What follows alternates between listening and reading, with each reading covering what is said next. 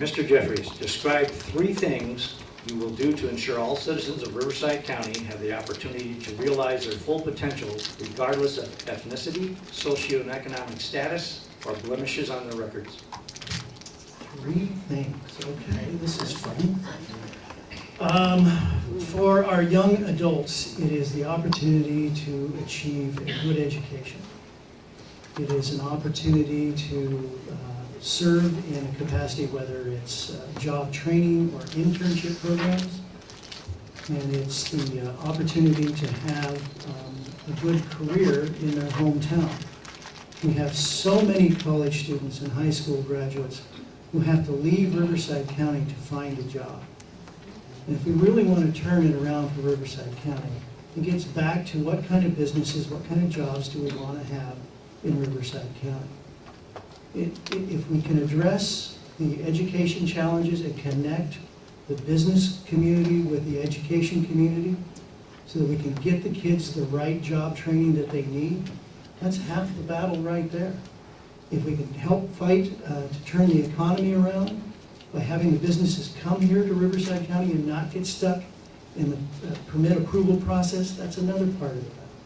If we can have mentors and job training, that's another part of it.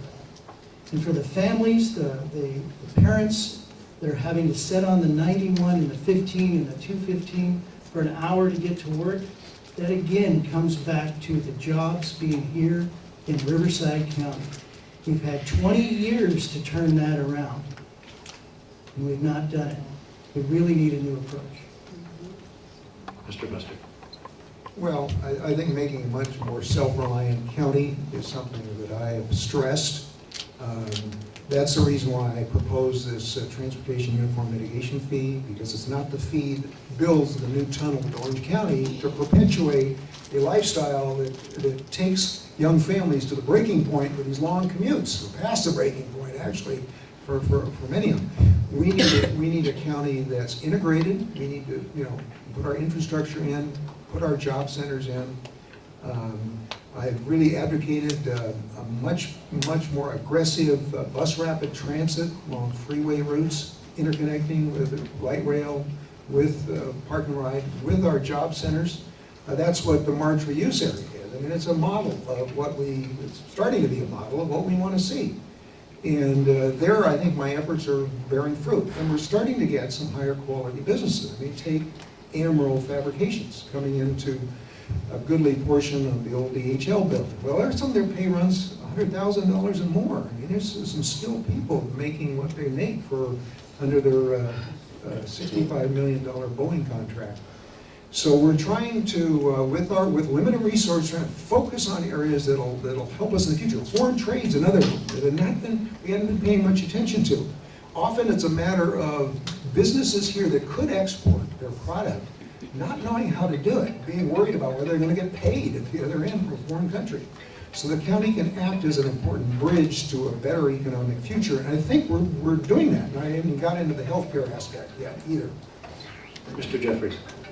I just think it's important to remember that, and don't hold me to the number exactly, but I think 75% of the jobs that are created by small businesses. That's where we need to have our energies. The big boys that have billions of dollars in their operating budgets for their private sector jobs, they can fend for themselves. It's the small startup companies, it's the entrepreneurs, it's the mom and pop, it's the business with 20 employees. They're the ones that we need to be helping in Riverside County. Mr. Buster. Well, Emerald Fabrications was a small company. Now it's getting bigger. I hope it's going to get even bigger, but I talked to Dad and Mom, Mr. and Mrs. Riley, about how when they started out over in El Monte, what they went through, all the risks they took, everything that they had to do.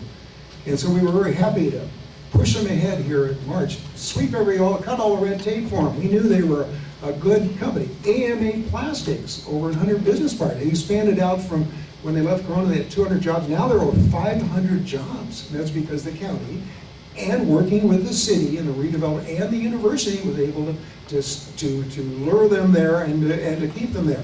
Talk to Mark Atchison, the CEO of AMA Plastics, and ask him whether Bob Buster and the city under Mayor Roberts and the university gave him any help. They'll tell you yes. Mr. Jeffries?